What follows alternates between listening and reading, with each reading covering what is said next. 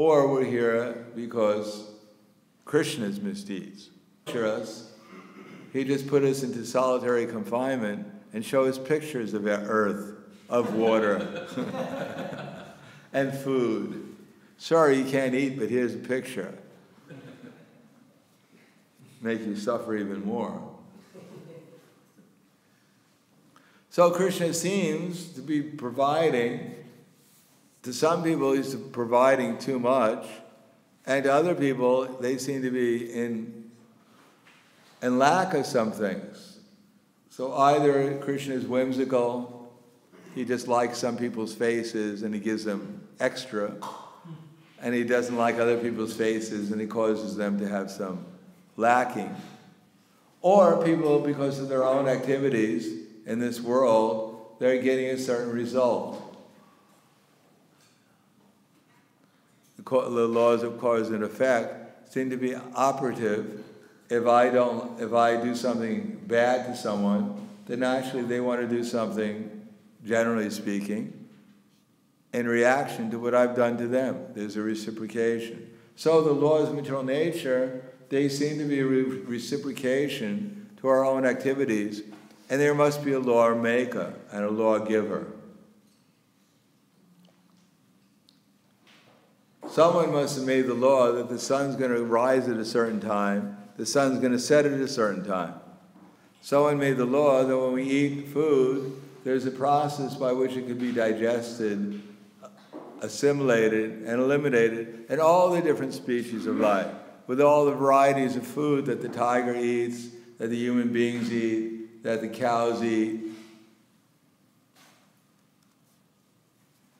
Someone must have made all these arrangements, so it goes on in such a, generally speaking, a scientific way.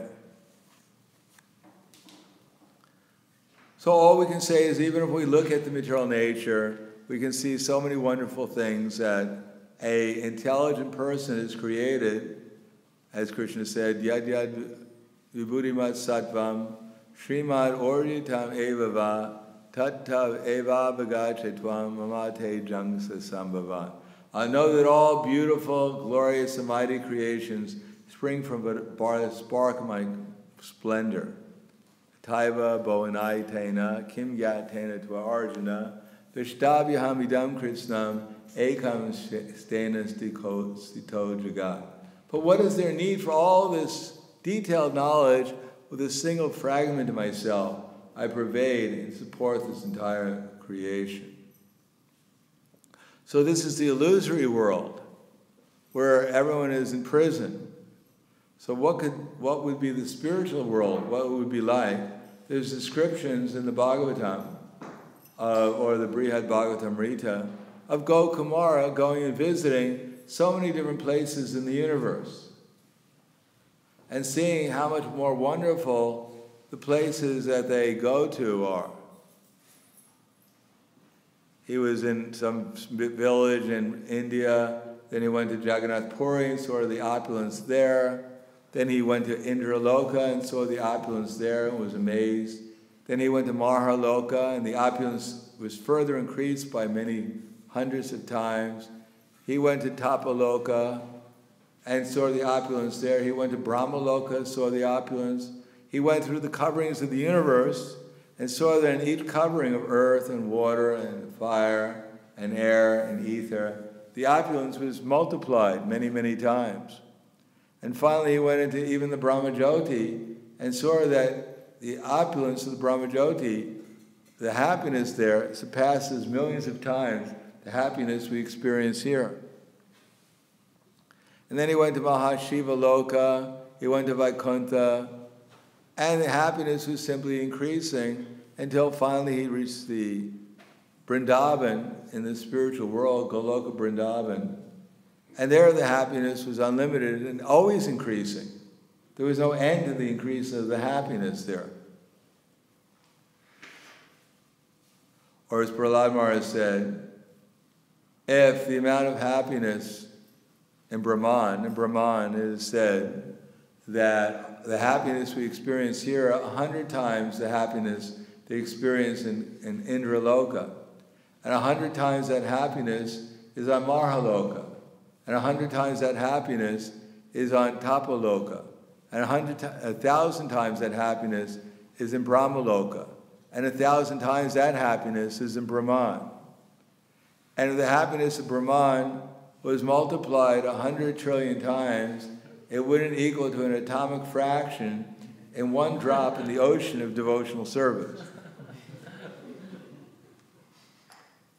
And we think we've already reached the limit of our happiness in Krishna consciousness. That I'm an experienced devotee, I've been around for so many years, practically lifetimes of Brahma.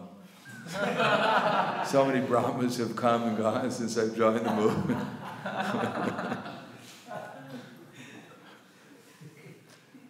And I've experienced everything. I've had every kind of Mahaprasad there is. I've chanted my rounds in cars and airplanes. I'm an experienced person in Krishna consciousness. Although I still have no idea who I am. I have little real awareness of Krishna.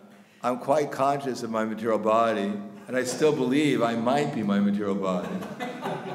And even though I may have some doubts due to the Hare Krishna movement, I'm sure I'm at least the mind.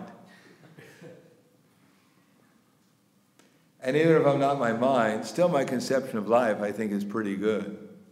I'm doing all right. I really know a lot. I've been to school, I'm not a fool.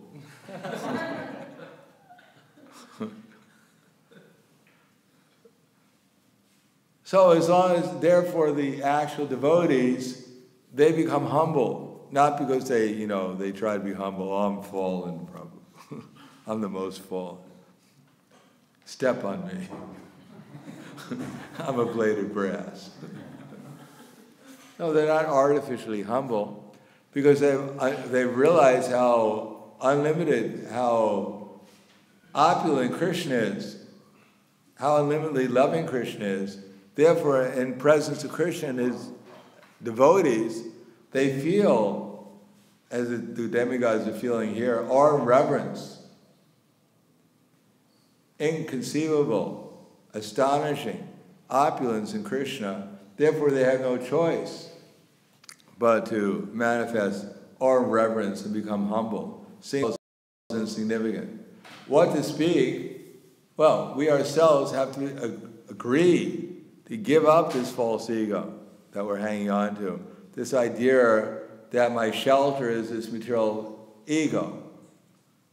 That if I give up my false ego, I forget what they call something about personal, what do they call it? Your identification with this body, your prestige. What do they call that? Yeah, I won't. If I give up my false ego, I'll give up my self-esteem. What to speak? I realize I'm 1/10,000th the size of the tip of hair in size. That's quite depressing. I'll walk around thinking, my God, I'm so small. I'm useless. What can something 1/10,000th the size of the tip of hair in size? What kind of value can I have? That all my identification, all my opulence, my wealth, my learning, whatever else, it's not even mine. It's just a product of the illusory energy. And I'm illusioned by it. And then actually I'm so tiny that anyone who actually saw me, they couldn't even see me. They just walked by me and be there. Hey, I'm here. Can't you see me? Sorry. I hear something I can't see.